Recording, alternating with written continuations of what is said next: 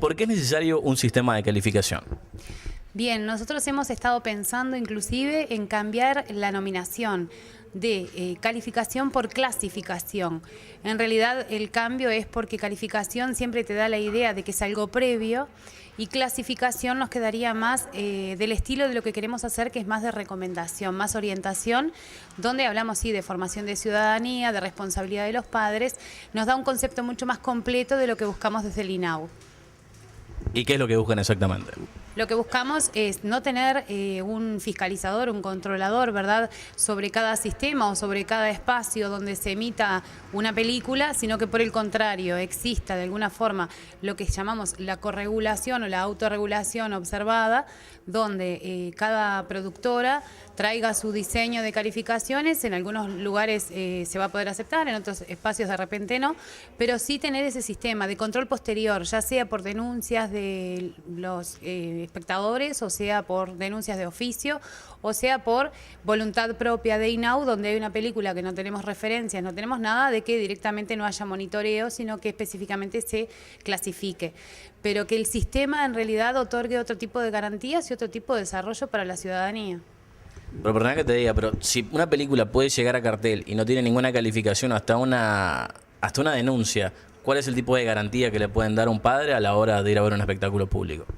Justamente en el momento que nosotros vayamos a pedir que se haga la autocalificación por cada distribuidora, que eso es un estudio previo que estamos haciendo, todavía ni siquiera se ha elevado al directorio, pero me parece que está bueno mencionarlo. El análisis sería cuando tú le das determinado rango de información en función de los 5 niveles de estudio, ya sea violencia, droga, sexo o pornografía, adicciones, lenguaje o lenguaje inadecuado, nosotros lo que estamos pensando es sobre la propuesta de que no va a haber equivocaciones. Puede haber de alguna forma o gente desconforme o alguna situación que no esté contemplada, pero si tenés conceptos bien claros y orientaciones bien claras sobre qué es lo que es cada franja, me parece que no tendríamos mayoritariamente errores y de hecho me parece que estamos hablando que en la situación actual también tenemos diferencias, o sea que siempre va a haber opiniones diferentes, por suerte.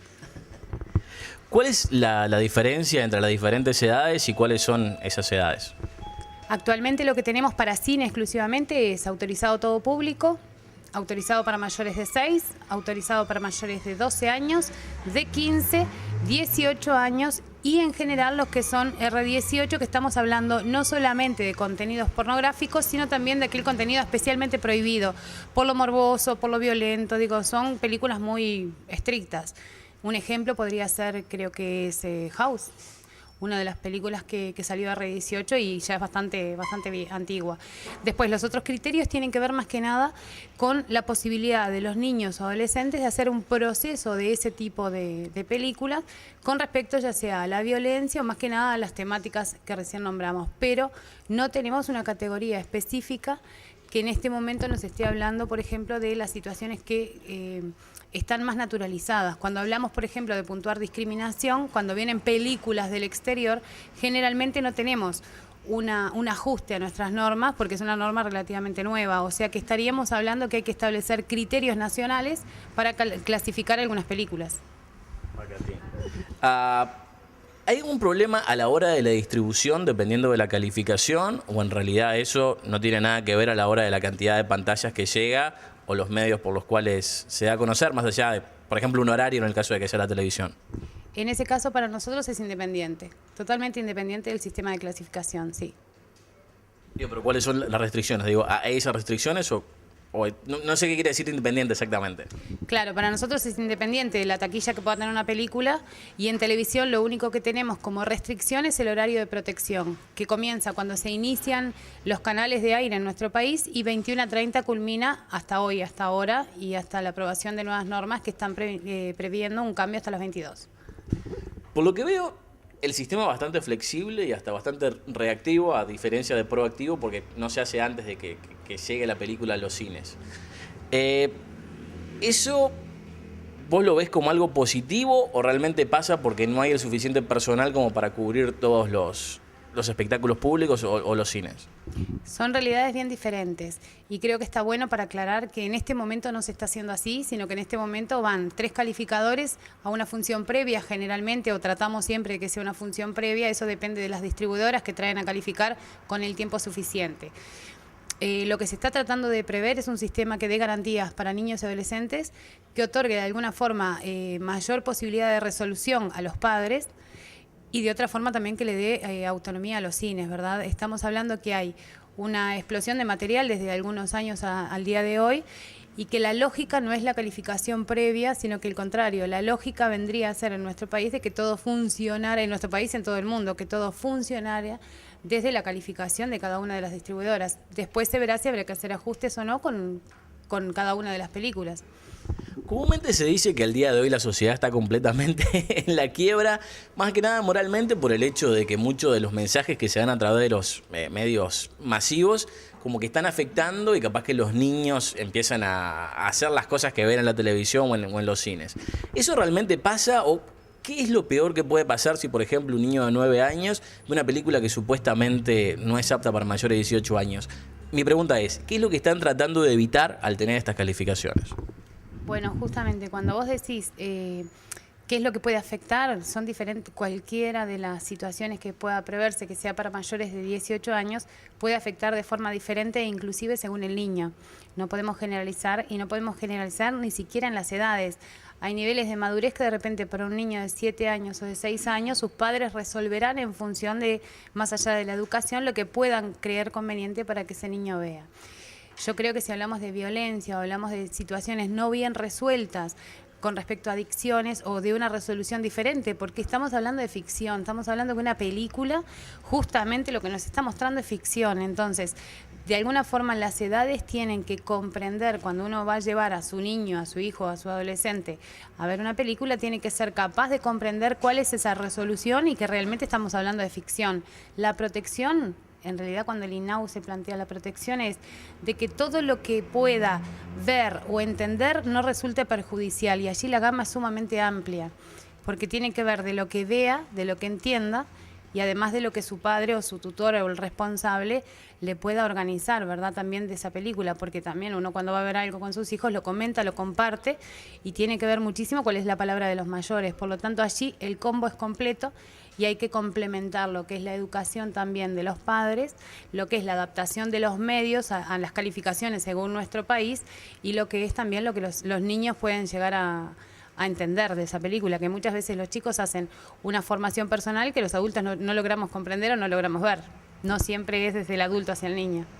Una cosa que me llamó la atención que acabas de decir es el hecho de ficción, porque yo he visto muchos documentales que tienen que ver con la droga, que tienen que ver con la violencia, que tienen que ver con las cárceles, lo que tiene que ver con la guerra, que tienen mucho más violencia que la peor película de terror. ¿Eso no es regulable, o ficción es lo que estás diciendo en general? Digo, si hay un documental malo, ¿eso es regulable, o el hecho de que vea la realidad un niño de 9 años, que capaz que si fuera una película sería de 18, es diferente a la ficción, o regulan todo, o sería ideal el regular todo? En nuestro país no se hace diferencia de ningún tipo de estilo ni de género. Lo que sí sabemos es que los documentales muchas veces pueden resultar con una información bien completa y cerrada, y un contenido adecuado para que visualicen personas menores de 18 años, o en este caso niños, y a veces puede resultar de que el documental no haya salido tan exitoso, o puede suceder que el documental no cierre bien la información con respecto a lo que es la apropiación de un niño. Sí estamos tratando de distinguir, cuando hablamos de sin perjuicio de lo que se está informando, una información, ¿verdad?, que puede surgir, ya sea de cárceles o de adicciones, lo que tiene que tener es un cierre lógico y un cierre educativo para que un niño lo pueda presenciar. En nuestro país no tenemos casos de documentales que no hayan sido calificados, por el contrario, se califican todos los documentales y se califican dentro de lo que es el mismo sistema. Evidentemente que dentro de lo que es el mismo sistema hay un tema de criterios donde la persona que va a calificar, en nuestro caso, también tiene en cuenta que es un material diferente. Yo nací cuando estaba terminando la dictadura, pero una de las cosas que siempre me contaban es que en aquella época se cortaban algunas películas y había un sistema de censura por diferentes intereses que tenía el gobierno en aquella época. Al día de hoy, me imagino que ya no existe eso, pero ¿hay algo parecido, o esta calificación no incluye ningún tipo de censura? Nosotros, desde el momento que estamos trabajando acá en espectáculos públicos, por lo menos desde que estoy a cargo de la dirección y hace muchos años más también, que no se cortan más películas. Y todos tenemos ese recuerdo dentro de lo que es la historia de la institución, aquellos cortes de películas existieron y de hecho correspondió a determinado periodo de la dictadura. Lo que nosotros hemos determinado en hacer y hace ya más de 15 años no se censura, no se utiliza la palabra censura, evidentemente que estaríamos hablando sino de un acto inconstitucional. Lo que sí estamos haciendo en el Departamento de Espectáculos Públicos es no funcionar de acuerdo a que todo lo que pueda ser inconveniente, no pasarlo, sino por el contrario, se informa a la persona o al medio de que ese material es para mayores de 18 años. No se realizan ni cortes, ni se editan, ni se sugieren tampoco cuáles son las ediciones. Lo que sí se hace es se formulan de alguna forma sugerencias para indicar de que ese material es para mayores de 18 años por tal motivo. Vicente, ¿cómo se eligen a los calificadores? ¿Qué cosas tienen que tener? ¿Qué precalificaciones? ¿Qué eso es lo que se pide de ellos? ¿Y de qué forma funciona este sistema a la hora de calificar películas? Bueno, los calificadores, tenemos a la fecha gente que viene con una antigüedad bastante importante. Lo que quiere decir es que tienen dentro de lo que es su acumulativo toda la experiencia, ¿verdad? Y todo el contenido de conocimientos de diferentes etapas, o sea que se han podido ir ayornando, por eso siguen calificando. El sistema de calificaciones son tres calificadores, concurren previa citación a mirar una película en un preestreno. De allí seleccionan cuál es la franja adecuada para esa película y después se ratifica desde el INAU esa decisión. Estos calificadores son honorarios, actualmente hay un grupo no mayor de 30 y la selección ha variado con el tiempo, no en la forma de selección, lo que ha variado es la formación que se les está exigiendo o la formación que se pide o lo que se reconoce como mérito para estar en esa función que además es honoraria, ¿verdad? Lo que se trataba de buscar desde hace unos 10 años aproximadamente es que tengan formación vinculada a niñez y adolescencia. En tiempos anteriores lo que se trató de encontrar eran representantes de diferentes estratos sociales, estratos económicos. Nos parece que sí está bueno que sea representativo, pero que tiene que tener una formación o identificación con algo de lo que va a establecer como franja, ¿verdad? Tú tienes que tener una idoneidad en lo que es adolescencia, en lo que es niñez, y tenemos dentro del cuerpo muchos docentes, muchos profesionales vinculados al derecho. Digo, pero no estamos hablando de que sea al día de hoy un cuerpo único, sino que todavía mantenemos personal del anterior y personal de la nueva franja, de los nuevos ingresos. Y los más nuevos son un poco más jóvenes, evidentemente que allí hacemos como que un paréntesis entre los 25 y los 40 años. Digo, pero yo mañana tengo la inspiración de que quiero dedicarme a ser calificador.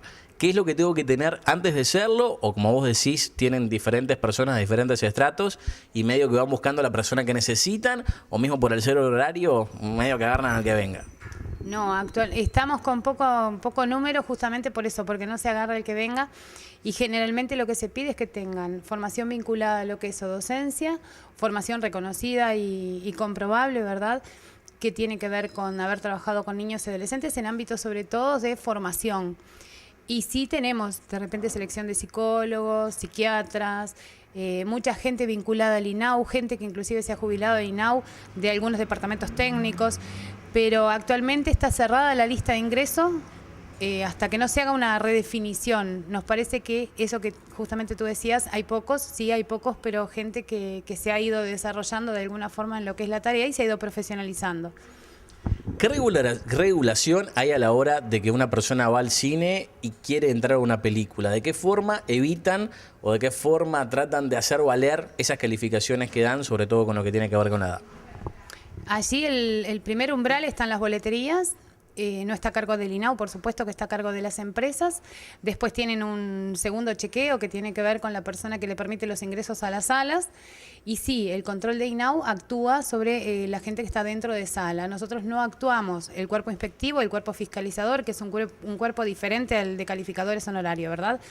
pero el contralor se realiza después que la persona ingresó a la sala y está presenciando la película. En ningún caso actuamos dentro de lo que es la previa de ingreso, porque justamente las sanciones son por haber ingresado a presenciar una película fuera de la edad autorizada.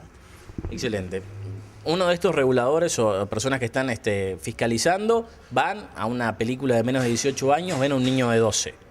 ¿Qué es lo que pasa con ese niño? ¿Qué es lo que pasa con los padres si es que hay algo? ¿Y qué es lo que pasa con el cine? ¿Y cuál fue las últimas 2 experiencias que pasó en ese aspecto, si te acordás de alguna? Bien. Tenemos varias etapas y varias diferencias según sea dentro del cine. La película puede ser vista por una persona menor de 12 años y que no esté acompañado por su padre. En ese caso lo que se hace es se identifica primero a los responsables de la sala, se identifica al niño o al adolescente según sea con los responsables, se convoca a los padres para que los padres lo vayan a retirar allí al lugar y se le elaboraría una sanción a la sala cinematográfica por la presencia de un adolescente sin compañía en un espectáculo donde estrictamente tendría que haber estado acompañado. ¿Y cuántas veces eso ha pasado en lo que va del 2013 o cuánto pasó en el último año? ¿Cuántos más o menos hay de promedio por año? Estamos hablando que no tenemos promedio por año, porque es una tarea que si bien es de fiscalización y de control, no quiere decir que tengamos un 100% de cumplimiento por parte de las salas cinematográficas. Quiere decir que no hemos tenido o la posibilidad de detectar estas situaciones o que de alguna forma estamos tratando de educar a la gente a que este sea el sistema. Y se seleccionan inclusive las películas, o sea, las películas que se seleccionan, por ejemplo, son aquellas que están prohibidas para que sean vistas por adolescentes menores de 15 años y que están en horarios nocturnos. Digo, no hacemos una selección de repente de películas autorizadas todo público, autorizadas para mayores de 9. Son películas puntuales y que tienen en su contenido realmente algo que puede ser perjudicial para que un niño las esté viendo. Digo, pero ¿sabés algún caso que haya pasado en el último tiempo? Y en ese caso, ¿qué fue lo que pasó? Por ejemplo, ¿se le puso una multa al cine? ¿Se evitó algo? Digo, ¿de qué forma se castiga, por ejemplo, un cine? Yo más o menos me imagino lo que es el niño del padre. Pero ¿ha pasado en el último 10 años? En los últimos 2 o 3 años lo que hemos hecho sí es hacer en lo que son las colas de ingreso algún chequeo y generalmente lo hemos parado allí conversando con los cines, o sea que no se ha llegado a la instancia de la sanción, no se ha llegado a la multa. Para el inspector inclusive es mucho más efectivo controlar en las filas, visualizar a ver si hay algún niño que está solo, algún adolescente que está solo, que visualizar dentro de la sala. Todos entendemos que la sala está a semiluz, digo, más allá que todos tenemos el procedimiento, ¿verdad?, para trabajar en la oscuridad, ya lo sabemos, pero es mucho menos seguro a veces. Entonces también hay una incomodidad, una molestia con las personas. Llegar en el medio de la película no es lo mejor, siempre hay que tratar de buscar llegar al comienzo o llegar al final. Entonces creo que hemos tenido éxito en lograr que muchos chicos que podían estar solos o eligieran otra película o que directamente buscaran al padre o la madre, que a veces estaba muy cerca y que ingresara con ellos, ¿sí? No sé, eso sí ha pasado. Y por ejemplo, ¿cuál es la sanción o cuál es la cantidad de la multa que se pone en el caso de que algún día fueran a aplicar esto, si se llegara a esa instancia? En caso que se aplique una sanción, son 50 unidades reajustables. Y bueno, después hasta 200 como máximo. Y la multa es al cine, exactamente. En este caso la multa sería a la distribuidora que tenía esas películas o al cine. Hay muchas diferencias dependiendo de los países. Hay algunas cosas que se dan en Estados Unidos o se le presta atención a Estados Unidos que acá no. Pero ¿cómo se compara Uruguay a Estados Unidos y al resto de los países de la región, ya que estamos saliendo en canales de 5 países y radios de 8? Digo, para que tengan una idea todos de más o menos cuál es el sistema uruguayo y cuál es la diferencia con otros países de la región y sobre todo Estados Unidos, que es donde nos viene el 90% de las películas. Exacto. Resulta un poco a veces difícil de entender que nosotros nos mantenemos más ligados a lo que es Latinoamérica, por supuesto, por una cuestión de cercanía, pero también por una identificación, o que se está buscando también una identificación única en lo que es la clasificación, por esto del fluir del material mucho más cercano, pero que recepcionamos en materia cinematográfica un alto volumen de Estados Unidos. Diferenciamos en que ellos solamente están haciendo una calificación con relación a 3 grandes ítems, que son sexo o pornografía, violencia y drogas o adicciones, y que nosotros incluimos a eso lenguaje o vocabulario inadecuado y además incluimos discriminación, pero ese no es la mayor diferencia está en la forma como se realiza la calificación. Ellos realizan una calificación por personas que no son conocidas, que en realidad son anónimas, y se controla y se cuida muchísimo ese anonimato. O sea, es algo bien diferente a lo que buscamos nosotros, que es un sistema de transparencia, donde haya instituciones vinculadas, donde no son privados, que las instituciones son públicas, donde tenemos objetivos primordiales de protección y de prevención. Entonces, creo que esa es la primera diferencia, más allá de que sí recibimos, y la segunda gran diferencia es que ellos manejan el tema de la taquilla y nosotros en ningún momento lo manejamos. La película puede tener un solo espectador o puede tener 2 millones, que para nosotros tiene exactamente la misma clasificación. ¿Hay alguna restricción a nivel local? Por ejemplo, me ha tocado hablar con algunos calificadores y me dijeron que el suicidio es una cosa que capaz que no se le presta atención en tantos lados, pero como que nosotros, por ser un problema más uruguayo, como que se le da más atención. ¿Hay alguna otra cosa como eso? O siquiera esto es un problema, o me lo comentaron hacia el pasar y no tiene nada que ver. Bien, en todos los temas, y por ejemplo en este tema del suicidio, tenemos una gran problemática, y sobre todo una gran problemática a nivel adolescente en nuestro país, y no solamente en Montevideo, sino en todo el territorio nacional. Lo que nosotros prestamos mucha atención es a la resolución de la situación, no solamente en el tema de autoeliminaciones, sino en el tema vinculados a las adicciones, vinculados a lo que podrían ser los delitos, a la violencia. ¿Por qué digo esto? Porque muchísimas veces lo que tenemos es una falta de resolución concreta de un problema como algo positivo. Entonces, si uno da un modelo negativo, allí es donde ponemos las restricciones.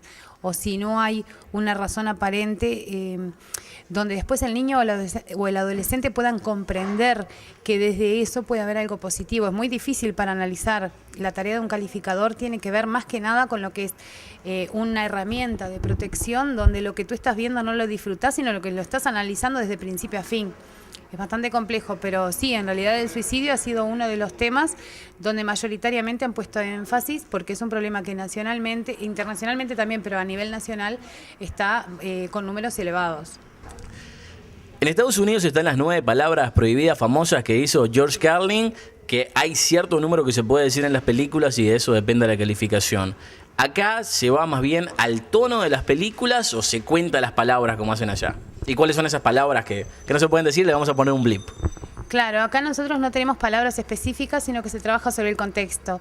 Y muchas veces lo que sí trabajamos y sí sabemos es que ante una reiteración elevada de determinadas circunstancias o de determinadas palabras, lo que no tenemos son palabras prohibidas. No existen palabras prohibidas, en tanto están todas en un diccionario y todos tenemos acceso en cualquier libro, en cualquier documento y en cualquier comunicación verbal. Lo que creo que necesitamos entender es que en nuestro país muchas veces el contenido o el contenido de una frase o el contenido de una película no tiene restricción. Si no, la película en la puta vida no habría podido salir en cartel y el título ya de entrada hubiera sido complejo para su calificación, ¿verdad? Creo que nosotros tenemos que analizar cuál es el contexto donde están las malas palabras, donde están las palabras mal ubicadas, o el lenguaje, el vocabulario inadecuado, donde muchas veces inclusive el lenguaje inadecuado no supone malas palabras. No existen las malas palabras, creo que ese es defecto de formación, sino lo que existe es la intencionalidad. Entonces, en la intención que uno puede agredir a otro, inclusive sin ninguna palabra de estas prohibidas, creo que desde ese punto estamos a un porcentaje avanzado de diferencia, porque las palabras solamente no dicen nada por sí mismas. Te voy a contar una cosa que siempre me llamó la atención. Hace años vi la película El Complot, que tiene a Mel Gibson y Julia Roberts. Y en la película, los dos dicen la palabra motherfucker, que es hijo de puta.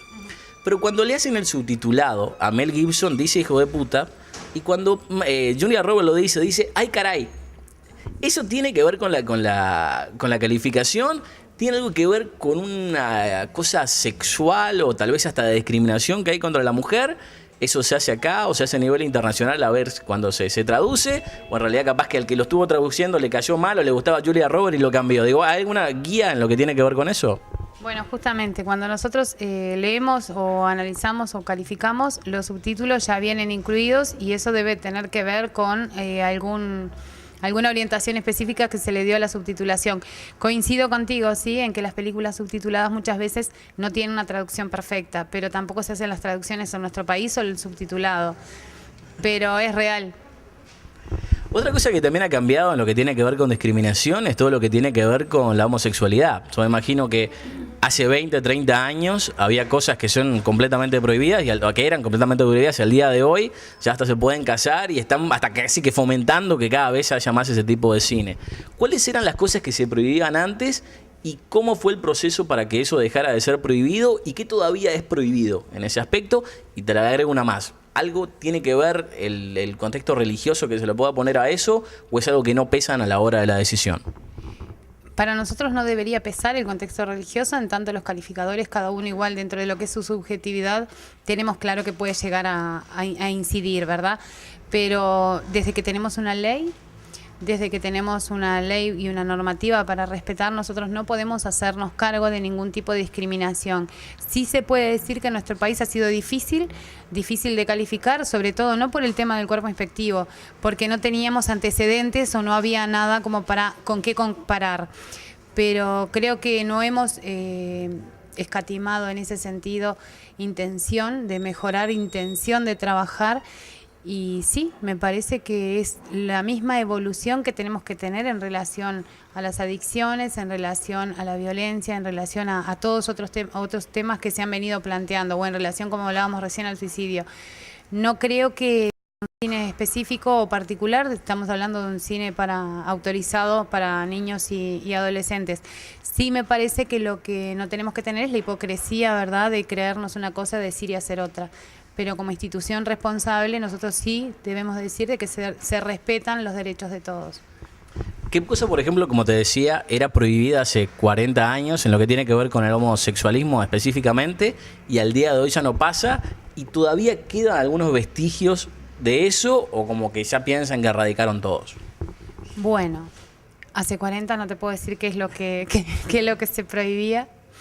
Pero sí lo que te puedo decir es que nunca tuvimos, desde el momento que yo estoy desarrollando actividades en espectáculos públicos, estoy hace casi 20 años, o sea pero en la dirección nada más que hace 6 o 7, pero tengo una larga trayectoria en lo que es cine y teatro porque estuve en esta área específica durante mucho tiempo.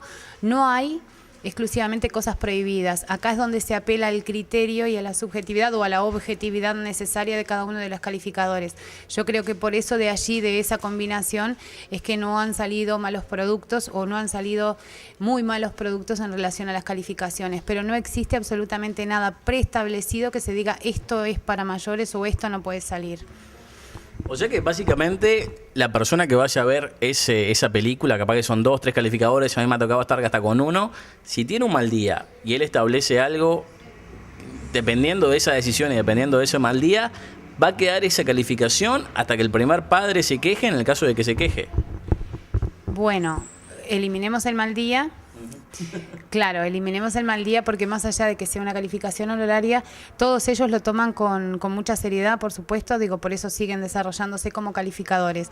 Pero sí, esa es la situación. O hasta que la empresa productora o la distribuidora quiera y desee que se recalifique o que se pida una recalificación de oficio, que son las 3 formas de poder modificar o alterar una calificación. Eso es lo que te iba a preguntar ahora. Creo que ahora estamos usando esto medio que para dejarles saber a los padres los medios que ustedes tienen para poder quejarse o para poder investigar más. Me gustaría que dijeras cuáles son los medios, cuál es el sistema, si hay una página web, si hay que llamar a un teléfono y en qué caso hasta realmente vale la pena quejarse o capaz que el sistema para tomar una decisión es demasiado largo y de repente capaz que cuando la película sale de cartel todavía está en el medio de la decisión o realmente se acelera la cosa. Hemos tenido de todas esas situaciones que tú dices. Actualmente el teléfono que se puede realizar denuncias es el 0800 50 50, la línea azul. Próximamente igual va a estar solamente para temas específicos, pero todavía estamos trabajando con ese teléfono a nivel institucional. La página web últimamente tiene una actualización, o sea que hay un link directo en la página web de INAU donde dice denuncias y sugerencias, medios de comunicación, y allí están establecidas las denuncias para espectáculos cinematográficos. Después el otro canal es mandar un mail a espectáculospúblicos@inau. En general siempre es mejor mantener o tratar de orientar para un canal solo de denuncias, o sea que eso, el 0800 50 50 o por la página web. ¿Y qué tan rápido es el proceso? Yo hago la denuncia hoy, ¿cuándo se toma una decisión al respecto? hasta el día de hoy estamos hablando que podemos llegar a demorar un año, y dentro de lo que han sido las últimas resoluciones referidas a cinematografía, se demoraron una semana. La película todavía estaba en cartel cuando se hizo la recalificación. De hecho, fue la recalificación casi inmediata a lo que fue la llevada a la pantalla. Coincidió inclusive, creo que con vacaciones de julio. Fue una temporada bastante intensa, pero en el caso de la cinematografía son los casos que más rápido se resuelven.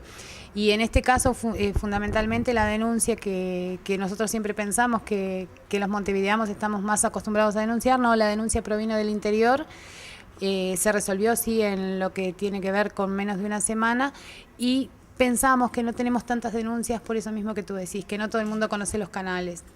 Digo, sí, me llama la atención, porque esa película que es Iron Man 3 la vio 50.000 personas y uno solo se quejó y por eso tomaron una decisión. ¿Sabes el motivo específico por el cual se quejó y por el cual hicieron ese cambio? ¿Y realmente valía la pena hacerlo si de 50.000 solamente uno se molestó en darse cuenta? Bien, creo que es bien importante esto. Sí, si uno solo se quejó, no cambiamos la decisión. Lo que hicimos fue calificar nuevamente la película, se determinó un nuevo tribunal, y de allí justamente en esta oportunidad surgió una diferencia.